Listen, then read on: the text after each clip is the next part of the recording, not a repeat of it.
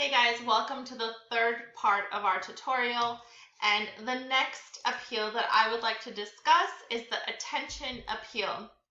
What this means is the natural human desire we all have for attention. Now you might very well argue, no I don't like attention, I don't like to be center of attention.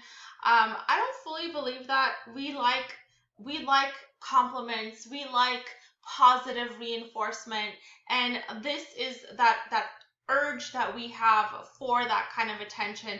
Notice that this is the Crest ad, and it features a smiling girl.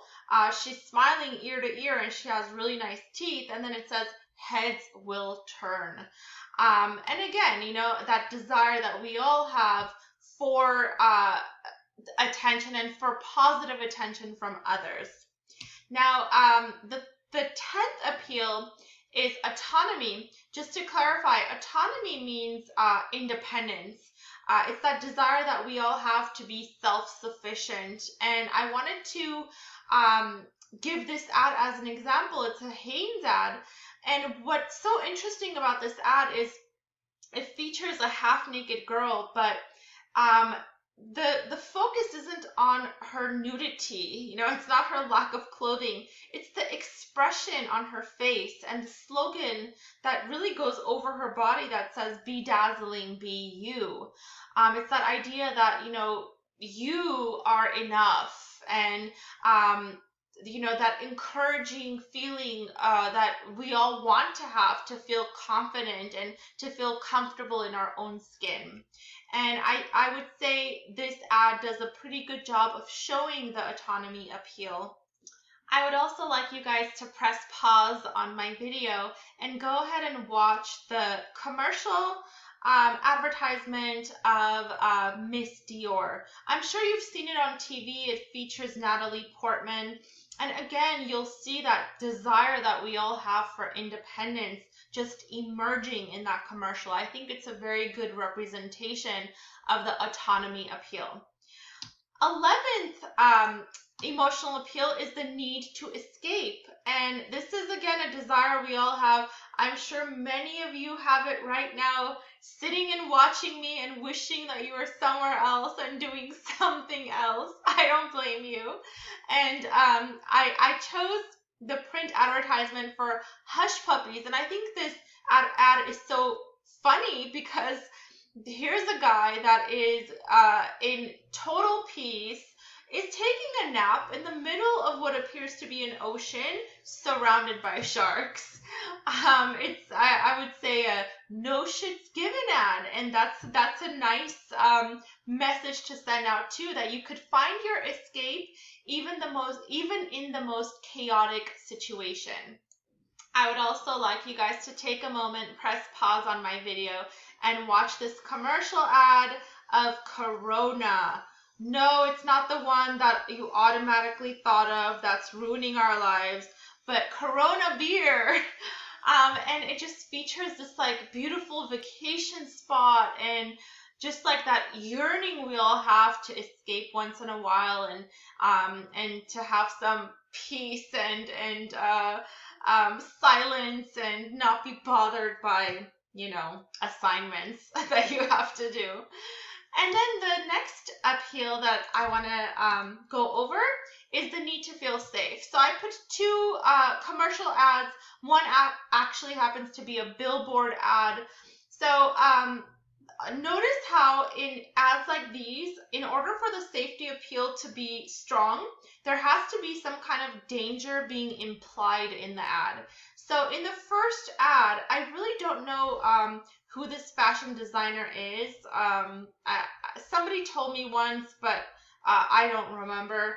But this is a fashion designer, and he's wearing the ugly yellow vest. And basically, he's advocating for a message that says it's yellow, it's ugly, it doesn't match anything, but it can save lives. And that has a very deep meaning behind it. But it also, you could tell that the danger that's lurking here is the fact that you might be hit by a car, especially late at night. And so a vest like this can literally save your life. The billboard ad that you see underneath is a Duracell battery ad. the weather never stops. And again, it just shows the importance of batteries. And notice how, again, the implied danger here is, that there's going to be some kind of weather-related tragedy or event that occurs, and your Duracell batteries might come in handy. After the safety appeal, there's so many examples of this, and I wanted to give a few details. And mainly I chose two companies. The WWF, it's the World Wildlife Fund, and they have very creative ads that they use, and Louis Vuitton, who again uses such creativity in their ads. And that naturally leads to my point of the need for aesthetic sensations. So aestheticism is a love and appreciation for beauty. And it's a human desire, like our eyes gravitate towards the beautiful. If you've ever been enthralled by a natural landscape and been like, wow, looking at the sunset or the sunrise, all of that is an example of the aesthetic sensations that we all have in us. Of course, the standard of beauty changes here and there, but certain advertisers, they appeal to that desire we all have for the beautiful by giving us certain artwork that they know will be visually pleasing. So if you notice here, this advertisement is so beautiful when you look at it close up. This is an ad for global warming, and it's a ice cream cone with Earth on as the representing the ice cream, and it's melting. It's really beautiful, especially when you look close up and you can see the continents. And then of course the giraffe right here, and look at just the beauty. Look at the trees, look at the background, but it's not really a giraffe, right? Look at the Louis Vuitton one with they're all basically gazing at the full moon. Doesn't even matter who the actors are, but the scenery, the beauty of the nature, is very appealing to the eye. Here's a handsome guy that's, walking around looking all professional in the middle of this gorgeous landscape. And another one, again, it's not so much important what they're doing, but look at the nature, the beauty of the nature that's surrounding the models in this ad. So I wanted to give you guys 5 different examples just to show you that the aesthetic sensations can work in different ways. Artwork is used quite often in advertising, and it happens to be a very successful way of targeting our emotions. All right, another one is satisfying curiosity. Now, human nature is curious by nature, right? Let's go back to the Adam and Eve story with the Bible and the apple and just all of the curiosity that first emerged, right, in the old story. So a lot of times advertisers try to use that curiosity to kind of reel us in, and that the need to satisfy curiosity oftentimes is like a invitation to learn more. So look at the slogan here. What if it happened here? And you're like, oh my gosh, what is this? What's going on? Is this an explosion? Like, what happened? And there's so many thoughts that emerge, but then the advertisement is actually inviting us to learn more. How? Well, here's a website, stopthedrill.org. And then you realize that the company is asking us to click on this website and to discover more of the message that they're trying to send out to us. And it's a very clever use of the curiosity appeal. And in fact, the curiosity appeal is used in another ad in quite a different way, but I thought it was another good example. This is an ad for Durex condoms. And notice how the big slogan on the ad is "An elephant never forgets." And I was so intrigued, actually, when the first time I saw this ad, I was like, why an elephant? And then I looked it up, and turns out elephants have amazing memories.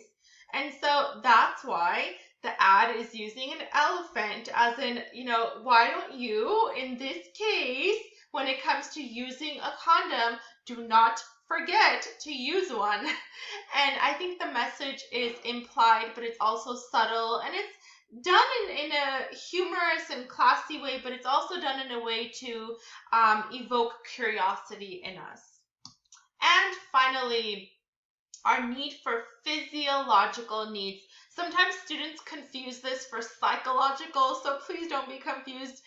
Physiological needs appeal to our physical needs for water, for food, for shelter, for sleep. Look at this ad right here. The ad is of a mattress, but really what's being advertised is, sleep like a baby by purchasing our mattress. So I thought the entire ad was very cleverly composed, but the physiological needs applies to what our body naturally requires in order to function. And that's all pathos, you guys. Believe it or not, all of that is categorized as pathos. And now we are going to move on to the ethos element of a rhetorical analysis. And for the ethos element, just to clarify, the ethos relates to the ethical part of the argument. It relates to how trustworthy the argument is, the ways that the advertisement or the advertising campaign builds its trust. So there's different ways that I'm going to show you guys, especially when I talk about your own rhetorical analysis and how you might want to organize your presentations. But I think like a good start would be, let's make it relevant. A good start would be to watch the Trump 2020 ad campaign and the Biden 2020 ad campaign. Now, the two campaigns are very interesting. I wish we could watch it together and then discuss it. Unfortunately, again, there's a video lag, so I'm going to ask you guys to press pause on my screen and watch it. Watch both of them. And after you watch it, ask yourself a few questions. Ask yourself, in what way do these candidates for presidency, in what way do they try to build their character? What are they trying to show about their character? So, if one guy is supposed to represent himself as the average guy, or as the guy who cares, as the guy who came from nothing, what kind of image are they trying to create about themselves? I also think it's a really good opportunity for you guys to maybe turn on that light bulb and be able to see some of the fallacies that might exist in the ad. Again, we're talking about ethos, but it doesn't necessarily mean that it's going to be successful. So I'm giving you guys examples of individual advertisements that reflect the different component of a rhetorical analysis, but that doesn't mean that all of my examples are showing strong rhetorical analysis. And that's why I just filled my presentation with example after example, because I want you to be able to figure it out on your own and to reach your own conclusion. So I'm curious to see if you guys will be able to spot some of the fallacies that I spotted in these campaign ads. And if you guys do want to, reply to me, email me, letting me know what these fallacies are, I would love to hear it. And then we have, after ethos, logos. And that is another component of rhetorical analysis. Now, sometimes rhetorical analysis will not have the most dominant logos, but if you're going to argue that the advertising campaign is successful, it will have some logos. So I wanted to clarify that a little bit more in my next tutorial.